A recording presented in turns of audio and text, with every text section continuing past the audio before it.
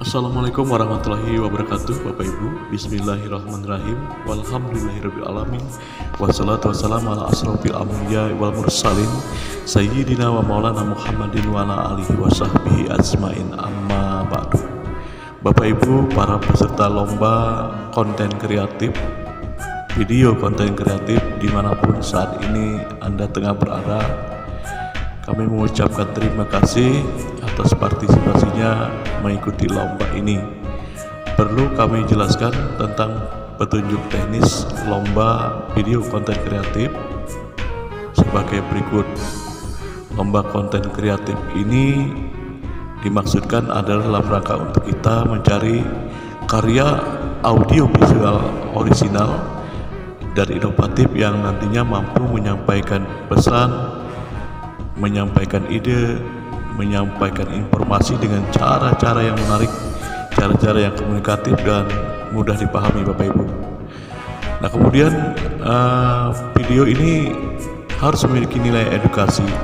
Jadi inilah pentingnya konteks bagi pendidikan, bahwa video itu harus memiliki nilai edukasi, nilai-nilai hiburan, atau nilai-nilai yang ada inspirasi yang sesuai untuk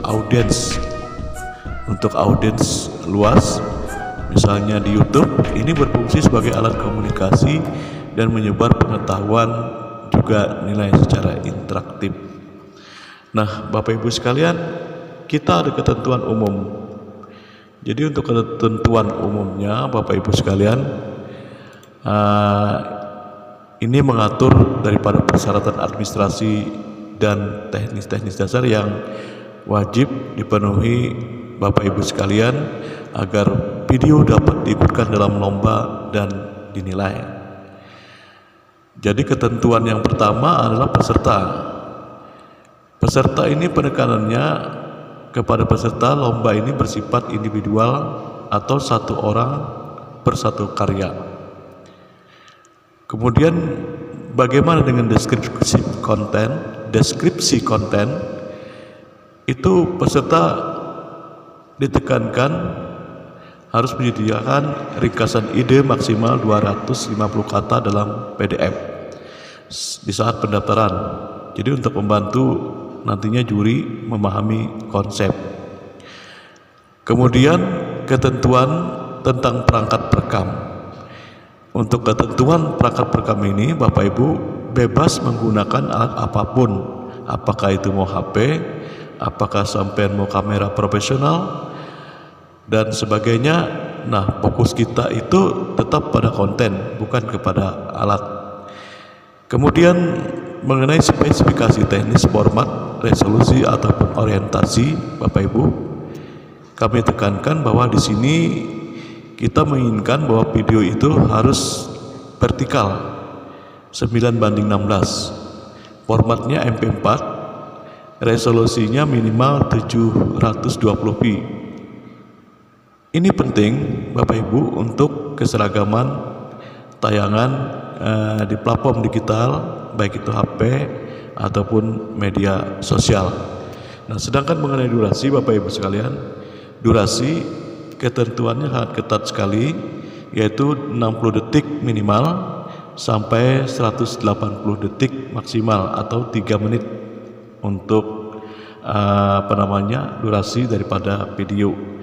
Nah, ini kenapa demikian? Ini dalam rangka untuk kita melatih peserta nantinya menyampaikan pesan secara padat, ringkas, dan efektif di era digital ini.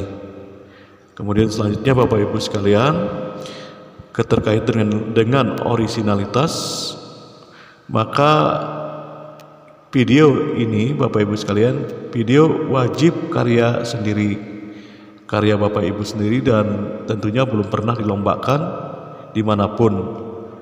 Ini dalam rangka menjamin keaslian, ide, dan integritas lomba.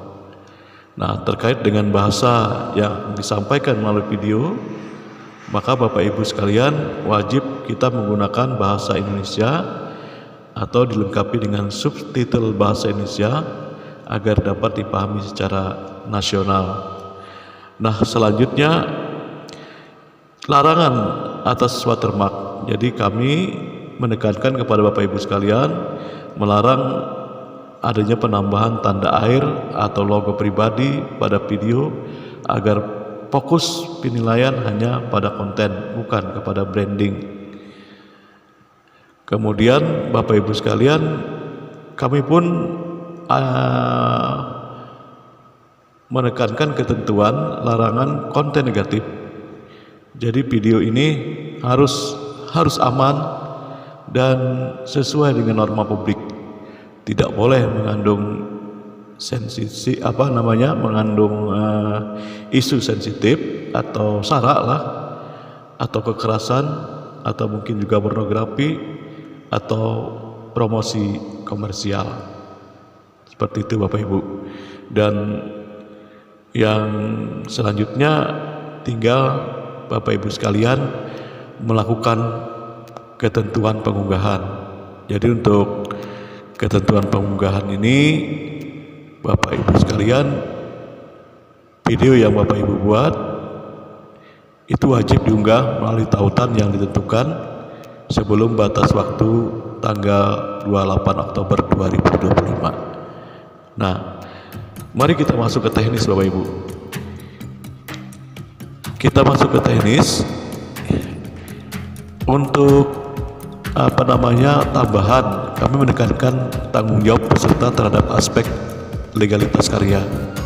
Jadi untuk media pendukung yang digunakan Bapak Ibu ini boleh menggunakan musik, boleh menggunakan animasi, boleh menggunakan efek dan lain-lain selama itu tidak melanggar hak cipta. Lalu kemudian Bapak Ibu sekalian bisa membuat pencantuman sumber jika Bapak Ibu sekalian menggunakan data atau Bapak Ibu sekalian menggunakan bahan dari pihak lain. Ini wajib dicantumkan sumbernya itu. Jadi wajib dicantumkan sehingga jelas prinsip etika akademis dan kreatifnya. Nah, selanjutnya Bapak Ibu, tentang pelanggaran hak cipta. Ini peserta bertanggung jawab penuh atas isu hak cipta. Panitia lepas dari tuntutan pihak ketiga. Nah, sedangkan keputusan juri, keputusan hasil lomba itu final untuk menjaga integritas proses penjurian. Jadi bagi Bapak Ibu sekalian, untuk keputusan juri ini, keputusan hasil lomba final, artinya tidak bisa diganggu gugat. Nah, mengenai tema konten Bapak Ibu, lomba ini memberikan pilihan fokus konten yang harus dipilih peserta. Ini semuanya berorientasi pada nilai-nilai yang relevan ya tentunya dalam dunia pendidikan. Apakah itu konten Bapak Ibu sekalian berbentuk konten hiburan? Apakah Bapak Ibu sekalian membuat konten edukasi? Atau apakah Bapak Ibu membuat konten inspirasi? Kalau konten hiburan, ini bisa kita berikan gambaran bahwa Bapak Ibu bisa membuat atau mencari video yang menghibur dalam bentuk humor, dalam bentuk musik, dalam bentuk kuis, edukatif, tetapi tidak atau tetap mengandung daripada nilai-nilai positif. Nah, kemudian kalau Bapak Ibu membuat konten edukasi, sedikit saya jelaskan bahwa Bapak Ibu nantinya akan memberikan dari video Bapak Ibu memberikan informasi seputar pengetahuan yang valid. Di sana ada tutorial, eksperimen, praktik baik dan lain sebagainya di dalam video tersebut, dan menekankan nilai-nilai informatif dan keabsahan data. Nah, kalau Bapak Ibu sekalian memilih konten inspirasi, berarti Bapak Ibu membuat video yang sifatnya memotivasi atau membagikan pengalaman atau refleksi positif, kisah-kisah pendidik, kisah-kisah motivasi siswa, dan menekankan kepada nilai emosional dan pencerahan. Nah, begitu Bapak Ibu. Nah, kemudian untuk kriteria utama yang akan digunakan juri untuk menilai video sekaligus menunjukkan bobot prioritas atau presentasi dari setiap kriteria Maka mungkin perlu kami sampaikan juga bahwasanya penilaiannya itu ada beberapa poin penilaian, dan saya hitung dulu 1, 2, 3, 4, ada 5 poin penilaian. Yang pertama adalah kreativitas dan orisinalitas, yang kedua kesesuaian dengan tema, yang ketiga materi, yang keempat pesan dan nilai, yang kelima adalah dampak dan interaksi. Nah, ini perlu saya jelaskan supaya Bapak Ibu sekalian tidak gagal paham bahwasanya kreativitas penilaian atau indikator penilaian kreativitas dan orisinalitas ini penekanannya kepada seberapa unik dan baru ide video tersebut. Ini adalah aspek terpenting. Nilai bobotnya adalah 25% apabila terpenuhi seberapa uniknya ini, dan video-video ini termasuk ide-ide video baru gitu, dan aspeknya ini sangat penting. Nilainya adalah 25%. Nah, kemudian tentang kesesuaian dengan tema ini kita tekankan seberapa relevan video yang Bapak Ibu buat dengan tema yang dipilih, apakah itu mau hiburan, edukasi, inspirasi. Nah, ini nilai bobotnya adalah 20%. Kemudian untuk materi yang Bapak Ibu sampaikan, ini penekananlah seberapa jelas, seberapa logis, seberapa mudah dipahami alur cerita atau informasi yang Bapak Ibu sampaikan dalam video tersebut. Ini bobotnya kami beri 20%. Nah, pesan dan nilai dari video tersebut yang dibuat oleh Bapak Ibu, seberapa kuat kira-kira dan seberapa positif makna atau nilai yang disisipkan, atau ada nilai edukatif, inspiratif atau hiburan yang sehat yang Bapak Ibu buat ke dalam video tersebut. Ini bobotnya adalah 20% untuk penilaian. Dan yang terakhir ini adalah dampak dan interaksi.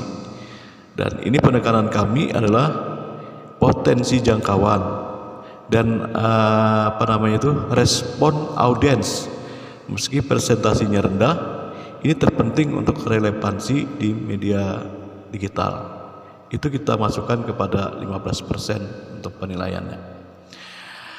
Bapak Ibu sekalian, mungkin itu inti daripada informasi yang kami sampaikan dalam Juknis kali ini. Dan terakhir, rentang standar ini maksudnya kami adalah untuk mengukur daripada kualitas dan membantu peserta memahami level pencapaian karyanya. Hanya karya dengan skor baik 80-90 atau sangat baik 90-99 yang berpotensi menjadi juara. Demikian Bapak Ibu sekalian yang dapat kami sampaikan terkait petunjuk teknis penyelenggaraan lomba kreatif, guru kreatif, inovatif PGRI Kemenak Kabupaten Balangan tahun 2025. Saya Edi Junaidi mengucapkan selamat berlomba, sukses selalu. Assalamualaikum warahmatullahi taala wabarakatuh.